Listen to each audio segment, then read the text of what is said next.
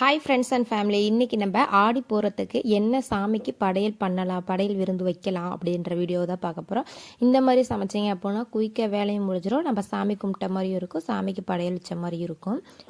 இதில் வந்துட்டு அம்மனுக்கு வளகாப்பு நடத்துவாங்க. இதுதான் ஆடிப்பூரம்னு சொல்கிறோம். ஆண்டாள் அவதரித்த நாள், அதாவது ஆண்டாள் பிறந்த நாள். வாங்க வீடியோக்குள்ளே போகலாம். என்னென்ன ஃபைனலாக ரைஸ் வச்சுக்கலாம். இப்போ எடுத்ததுமே குழம்பு வச்சுக்கலாம், சாம்பார் வச்சுக்கலாம். புளிக்குழம்பு வைக்கக்கூடாது, படையலுக்கு எப்போவுமே சாம்பார் தான் வைக்கணும்.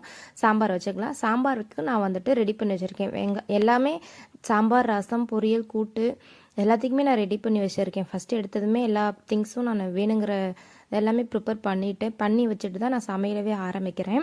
அந்த மாதிரி நீங்கள் ரெடி பண்ணி வச்சுக்கோங்க. ஃபஸ்ட்டு வந்துட்டு கடாய் வச்சு எண்ணெய் ஊற்றி கடுகு, கருவேப்பிலை, ஜீரகம் இது மூணையும் போட்டு ஃபஸ்ட்டு தாளிங்க. நல்லா எண்ணெய் காயட்டும். தாளித்ததுக்கப்புறம் பூண்டு போட்டுக்கோங்க. பூண்டுக்கப்புறம் வெங்காயம் போடுங்க. வெங்காயம் வந்துட்டு குட்டி குட்டியாக ஸ்பைஸியாக நறுக்கி போடுங்க, குட்டி குட்டியாக நறுக்கி போடுங்க. பட் எண்டில் கொஞ்சோண்டு தாளித்து கொட்டுறதுக்கு நமக்கு தேவைப்படும், அதனால் கொஞ்சோண்டு போட்டால் போதும், ரொம்ப போட தேவையில்லை. வெங்காயம் நல்லா வந்துட்டு வெங்காயம் ஆனியன் வந்துட்டு நல்லா ப்ரௌனிஷாக வரட்டும். ரொம்ப ப்ரௌனாக வர தேவையில்ல, பாதிக்கு பாதி வணங்கினா போதும், அரை வேக்காடு இருந்தால் போதும். நான் வந்துட்டு சாம்பாருக்கு உருளைக்கிழங்கு, கத்திரிக்காய், முருங்கைக்காய், தக்காளி இதெல்லாம் எடுத்துருக்கேன். இப்போ நம்ம வந்துட்டு ஆனியன் நல்லா ப்ரௌனிஷாக வந்ததுக்கப்புறம் தக்காளி போட்டு நல்லா வதக்கிக்கலாம். நல்லா வதக்கிட்டு நல்லா வதங்கட்டும். தக்காளியும் வெங்காயமும் நல்லா வதங்கட்டும், கண்ணுக்கே தெரியக்கூடாது, அந்தளவுக்கு வதங்கணும். அந்த மாதிரி வதங்கினா தான் நமக்கு வந்துட்டு சாம்பார் நல்லா டேஸ்டியாக கிடைக்கும். நல்லா வதங்கினதுக்கப்புறம் தக்காளியும் வெங்காயமும் நல்லா வதங்கினதுக்கப்புறம் நம்ம கட் பண்ணி வச்சுருக்க காய்கறி மூணையும் போட்டுடலாம். உருளைக்கிழங்கு, கத்திரிக்காய், முருங்கைக்காய் இந்த மூணையுமே நான் போட்டுக்கிறேன். இடையில நீங்கள் வந்துட்டு அவரைக்காய், நிறைய பேர் நிறைய காய்கறி ஆட் பண்ணி செய்வாங்க, அந்த மாதிரி ஆட் பண்ணி செஞ்சுக்கலாம். அந்த மாதிரி செஞ்சால் இன்னும் நல்லாயிருக்கும். அதுக்கப்புறம் மஞ்சத்தூள் போட்டு நான் நல்லா கிண்டி விட்டுக்கிறேன். நல்லா கிண்ணதுக்கப்புறம் கொஞ்சம் அரை வேக்காடு வந்துட்டு எண்ணெயிலேயே வந்துட்டு முருங்கைக்காய் வதங்கட்டும், கொஞ்சம் டேஸ்ட் நல்லாயிருக்கும். அந்த மாதிரி வதங்கினதுக்கு அப்புறமா தான் நமக்கு வேலை. நல்லா வதங்கிருச்சு, ஒரு 5 நிமிஷம் வதங்க விடுங்க, எண்ணெயிலேயே முருங்கைக்காய் வதங்க விடுங்க. வதங்கினதுக்கப்புறம் எடுத்ததுமே மல்லித்தூள் 2 ஸ்பூனு, நான் சொல்கிற மெஷர்மெண்ட்டு தான்.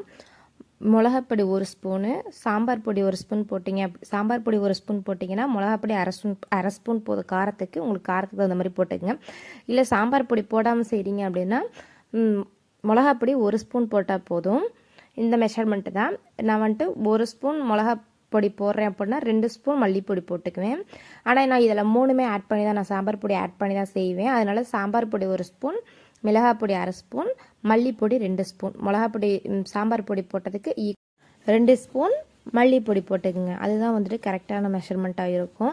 நல்லா அதை கொஞ்சம் எண்ணெயிலே ட்ரையாக விட்டுட்டு கொஞ்சம் எண்ணெயில் வதங்க விட்டோம் அப்படின்னா கொஞ்சம் பச்சை வாசம் வந்துட்டு போகும். இல்லைனா தண்ணியில் கொதிக்கிற போது போகிறது வந்துட்டு அவ்வளோக்கு டேஸ்டியாக இருக்காது. கொஞ்சம் வதங்க விட்டதுக்கப்புறம் தண்ணி ஒரு சொம்பு ஊற்றிக்கோங்க. நீங்கள் செய்கிறதுக்கு தகுந்த மாதிரி ஊற்றிக்கங்க. நான் வந்துட்டு பருப்பில் கொஞ்சம் தண்ணி அதிகமாக ஊற்றிருப்பேன், அதனால் இதில் காய்கறி வதங்குறதுக்கு தேவையான அளவு தண்ணி ஊற்றினா போதும். இந்த மாதிரி ஊற்றிட்டு நல்லா கொதிக்க விட்டுக்குங்க. இதை மூடி வச்சுருங்க. சாம்பார் கூட்டி வச்சாச்சு, அங்கே ப்ராசஸ் முடிஞ்சிருச்சு. கொஞ்சம் புளி ஊற போட்டுக்கோங்க எண்டில் ஊற்றுறதுக்கு. அதுக்கப்புறம் நல்லா கொதித்து முருங்கைக்காய், கத்திரிக்காய் நல்லா வெந்ததுக்கப்புறம் தான் பருப்பை நம்ம வந்துட்டு ஊற்றுவோம். பருப்பை நல்லா கடைஞ்சி விட்டு ஊற்றிக்கோங்க. நாங்கள் கொஞ்சம் இதாக தான் சாப்பிடுவோம், அதனால் நாங்கள் ரொம்ப கடைய மாட்டேன். மூடி வச்சிட்டதுக்கப்புறம் நம்ம அடுத்து வந்துட்டு பீட்ரூட் வதக்கிடலாம். பீட்ரூட் வதக்கிங்க. பீட்ரூட் பொரியல் வச்சுக்கோங்க. எந்த காய்கறி இருக்கோ அந்த பொரியல் வச்சுக்கலாம். நான் பீட்ரூட் பொரியல் செஞ்சுக்கிறேன். எண்ணெய் ஊற்றிக்கங்க. எண்ணெய் ஊற்றினதுக்கப்புறம் நல்லா எண்ணெய் நல்லா காஞ்சதுக்கப்புறம் கடுகு 1 ஸ்பூன் போட்டுக்கோங்க. அதுக்கப்புறம் கருவேப்பிலை கொஞ்சோண்டு போட்டுக்கோங்க. அதுக்கப்புறம் வந்துட்டு நம்ம பச்சை மிளகா நல்லா குட்டி குட்டியாக கட் பண்ணி வச்சுருக்க பச்சை மிளகாய் ஆட் பண்ணிக்கலாம். இதில் மிளகாப்பொடிலாம் போட்டால் அவ்வளோக்கு டேஸ்ட் இருக்காது, அந்த டேஸ்ட் எங்களுக்கு பிடிக்காது. மிளகாப்பொடி வேண்டாம், பச்சை மிளகா போட்டுங்க, அந்த காரம் நல்லா தான் இருக்கும். அதுக்கப்புறம் பூண்டு நறுக்கி வச்சுருக்க பூண்டு, வெங்காயத்தையும் நீங்கள் ஆட் பண்ணிக்கோங்க. இதெல்லாம் ஆட் பண்ணதுக்கு அப்புறமா நல்லா முதல்ல பச்சை மிளகா வணங்குறப்புறம் போட்டால் தான் நல்லாயிருக்கும், இல்லைன்னா அந்த பச்சை மிளகா டேஸ்ட் நல்லா இருக்காது. நல்லா பச்சை மிளகா வதங்கிடுச்சுன்னா அதை வந்துட்டு நம்ம சாப்பிடும்போதே அதை நல்லா சாப்பிடலாம், நல்லாயிருக்கும், காக்காது அவ்வளோக்கும். பூண்டு போட்டு அதுக்கப்புறம் வந்துட்டு வெங்காயம் போட்டுக்கோங்க. இதெல்லாம் போட்டுட்டு நல்லா வதங்கட்டும். எண்ணெயிலேயே வந்துட்டு வெங்காயமும் பச்சை மிளகா பூண்டு இந்த 3மே வதங்கட்டும். இந்த 3 வதங்கினதுக்கு அப்புறமா தான் நம்ம வந்துட்டு பீட்ரூட் ஆட் பண்ண போகிறோம். அது வரைக்கும் ஆட் பண்ண போகிறது கிடையாது. நல்லா வதங்கட்டும். நல்லா வதங்கிருச்சு. வதங்கினதுக்கப்புறம் நம்ம வந்துட்டு பீட்ரூட்டை ஆட் பண்ணிக்கலாம். பீட்ரூட்டை வந்துட்டு கட் பண்ணி போட்டு சாப்பிட்றத விட குழந்தைங்க வந்துட்டு விரும்பி இந்த மாதிரி சீவுறதில் வச்சு சீவனதுக்கப்புறம் அந்த ஸ்பைஸியாக வரும்ல குட்டி குட்டியாக, அந்த மாதிரி வந்ததுக்கப்புறம் வதக்கி சாப்பிட்டா என் பொண்ணு நல்லா சாப்பிடுவா. மேக்ஸிமம் எல்லா குழந்தைங்களுமே நல்லா சாப்பிடும். அந்த கட் பண்ணி போட்டு சாப்பிட்ற டேஸ்ட்டை விட இந்த மாதிரி வதக்கி சாப்பிட்டா ரொம்ப நல்லாயிருக்கும். பீட்ரூட் போட்டதுக்கப்புறம் மஞ்சள் தூள் உப்பும் போட்டுக்கலாம் கொஞ்சோண்டு. இது போட்டாலே நல்லாயிருக்கும். கொஞ்ச நேரம் இதை போட்டுட்டு எண்ணெயிலேயே வதங்க விட்டு எடுத்தாலும் ஓகே, லைட்டாக தண்ணி ஊற்றி வதங்க விட்டு எடுத்தாலும் ஓகே. தண்ணி ஊற்ற வேணாம், தண்ணி தெளித்தாலே போதும். கொஞ்சோண்டு தண்ணி ஊற்றுனீங்கன்னா போதும், ரொம்பலாம் தேவைப்படுது. கொஞ்சோண்டு தண்ணி ஊற்றி நம்ம நல்லா வதங்கி விட்டு எடுத்துக்கலாம். பீட்ரூட் பொரியல் ரெடி. அந்த பக்கம் வந்துட்டு சாம்பார் வந்துட்டு கொதிச்சிட்ருக்கு. சாம்பாருக்கு கூட்டி வச்சது வந்துட்டு கொதிச்சுக்கிட்டு இருக்குது. இந்த பக்கம் நம்ம வந்துட்டு பீட்ரூட் ரெடி பண்ணியாச்சு. நெக்ஸ்ட்டு வந்துட்டு நம்ம என்ன பண்ணுறோம் அப்படின்னு கேட்டிங்கன்னா, நான் போடுற குக்கிங் டிப்ஸ் எல்லாமே உங்களுக்கு பிடிச்சிருக்கு அப்படின்னாலும், நம்ம சீசன் டைம் ஃபெஸ்டிவல் டைமில் மட்டும் தான் மேக்ஸிமம் லாங் வீடியோ குக்கிங் போட போகிறோம். எல்லா டைமுமே கிடையாது. நம்ம ஆடி போகிறோம். இப்போ அதுக்கு முன்னாடி ஆடி 18க்கு போட்டால் நெக்ஸ்ட்டு தீபாவளிக்கு வரும், அடுத்து பொங்கல், அந்த மாதிரி ஈவெண்ட் செலிப்ரேஷன் டைமுக்கு மட்டும் தான் நம்ம பலகாரங்கள் சமையல் வீடியோ போட போகிறோம். உங்களுக்கு விருப்பம் இருந்துச்சு அப்படின்னா என்னோட சேனலை சப்ஸ்கிரைப் பண்ணிக்கோங்க.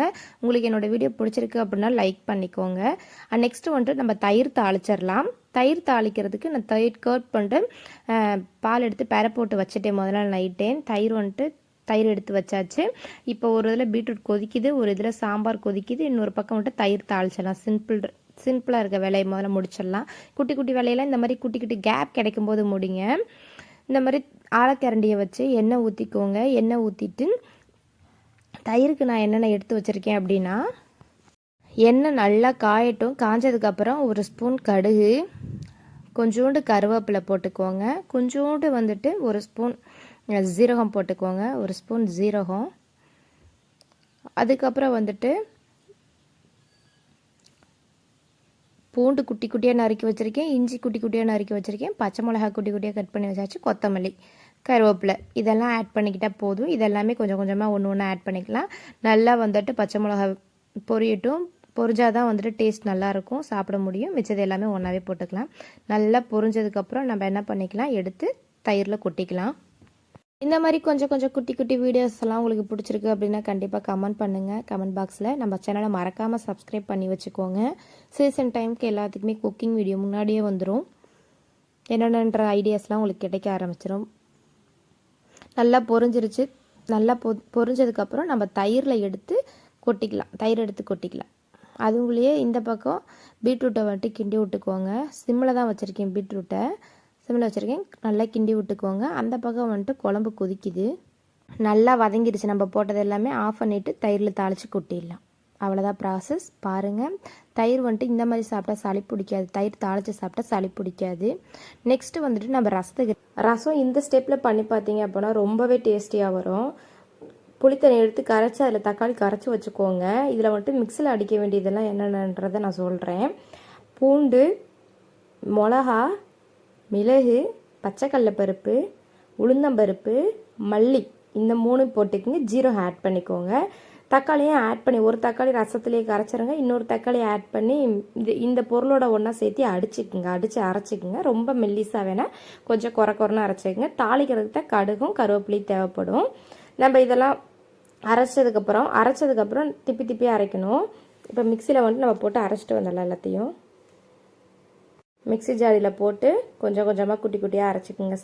குறைன்னு அரைச்சிக்கோங்க. ஜீரகம் ஆட் பண்ணிக்கோங்க, தக்காளி ஆட் பண்ணிக்கோங்க. இதெல்லாம் ஆட் பண்ணி அரைக்கும் போது ரொம்பவே டேஸ்டியாக இருக்கும். கொஞ்சோண்டு பருப்பை வந்துட்டு தனியாக எடுத்து வச்சுக்கோங்க. பருப்பு ரசமாக வேணும் அப்படின்னா அதுலேயே நம்ம ஊற்றிக்கலாம். நம்ம பருப்பு ரசம் வைக்கல, இப்போ வைக்கிறது தக்காளி ரசம்.